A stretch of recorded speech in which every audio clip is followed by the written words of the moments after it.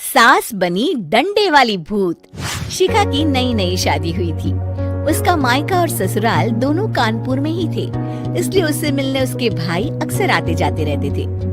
ये बात शिखा की सास मीना को बिल्कुल पसंद नहीं थी। मम्मी जी, आज राहुल भैया आ रहे हैं। कौन? तेरे चाचा का लड़का? जी मम्मी जी। अरे पर वो तो दिल्ली में रहता है ना? हाँ मम्मी जी, उन्हें कल सुबह दिल्ली के लिए निकलना है, तो वो आज मुझसे मिलते हुए कल सुबह यहीं से निकल जाएंगे। हमने तो धर्मशाला खोल रखी है ना।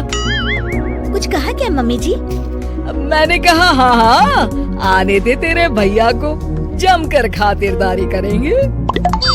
अब तो कुछ करना ही पड़ेगा, इससे पहले कि मेरा घर धर्मशाला बन जाए। ये कैसी बातें कर रही हो मीना? सच ही तो कह रही हूँ। अभी इसकी शादी को साल भर भी नहीं हुआ और आए दिन इसके घर वाले आ धमकते हैं।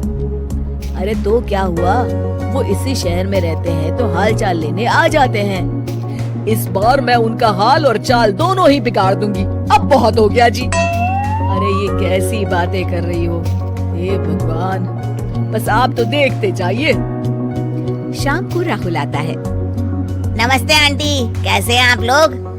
हम लोग तो ठीक है, तुम कैसे हो बेटा? मैं भी अच्छा ही हूँ आंटी। बस आज रात के बाद नहीं रहोगे। चलिए भैया, मैं आपको हमारा घर दिखाती हूँ। रात में खाने के टेबल पर शिखा, रोहित कहीं दिखाई नहीं दे रहा। जी भैया, वो ऑफिस के काम से बाहर गए हैं, कल शाम तक आएंगे। अच्छा अच्छा। बेटा, क्या तुम भूत प्रेत में मानते हो? नहीं नहीं आंटी जी, पर अचानक आपको ये ख्याल कहाँ से आ गया? पता नहीं क्यों, कभी कभी मुझे लगता है जैसे रात के समय बैठक में कोई घूमता रहता है। ये आप क्या कह रही हैं मम्मी जी? हाँ, तुम लोग घबरा ना जाओ, इसलिए मैंने आज तक इस बारे में कुछ नहीं कहा। ये आपका वहम होगा आंटी जी, ऐसा कुछ नहीं होता। हो सकता है। चलो अब मेरा सोने का टाइम हो गया है तो चलती हूँ मैं। शिखा बेटा, राहुल के सोने की व्यवस्था वहीं दीवान पर कर देना। जी पापा जी। अब चलिए भी। अच्छा, तो बैठक में सोने वाले हैं साहबजादे। क्या बड़बड़ा रही हो? कुछ नहीं, आप सो जाइए। मीना और महेश के सोने के बाद शिखा और राहुल आपस में बात कर रहे होते हैं, तभी डोरबेल बजती है। अरे आप! सरप्राइज! काम जल्दी खत्म हो गया तो मैं आज ही चला आया। ये तो बहुत अच्छा किया। देखिए राहुल भैया भी आए हुए हैं, आप दोनों का मिलना भी हो जाएगा। कैसे हो रोहित? मैं तो ठीक हूँ भैया। शिखा, मैं भी आज यहीं सो जाता हूँ, राहुल भैया से बातचीत भी हो जाएगी। अच्छा अच्छा ठीक है। मीना आधी रात को उठती है, कंबल मुंह से पैर तक ओढ़ के डंडा लेके बैठक में आती है और देखती है दीवान पर चादर ओढ़े कोई लेटा हुआ है। देखो तो कैसे मजे से सो रहा है बहन के ससुराल में। मीना ताबड़तोड़ 4-5 डंडे मार देती है। अरे मर गया, अरे बचाओ बचाओ, कौन है? मीना जल्दी से अपने कमरे में भाग जाती है। हे भगवान, ये मैंने क्या किया? ये रोहित कहाँ से आ गया? लगता है ये नालायक राहुल मेहमानों वाले कमरे में सो गया होगा। आज तो इसकी खैर नहीं।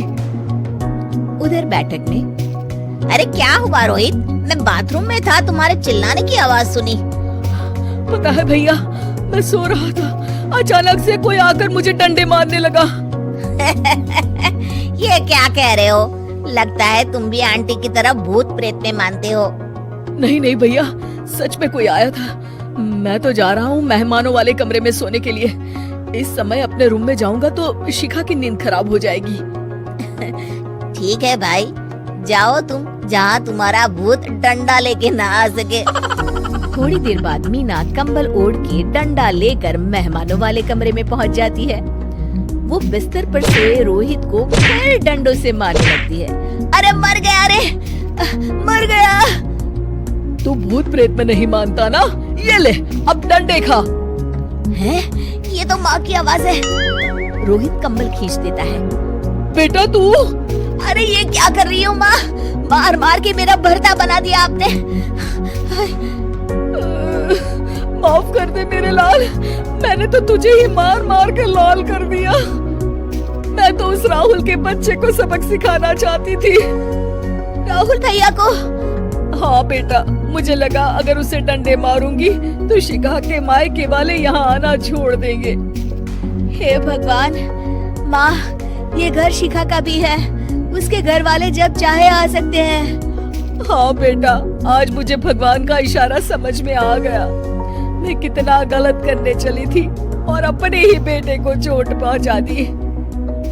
अब चुपचाप जाके सो जाओ माँ, और किसी को कुछ बताने की जरूरत भी नहीं है। शिक्षा दूसरों का बुरा चाहने वालों के साथ भी बुरा ही होता है।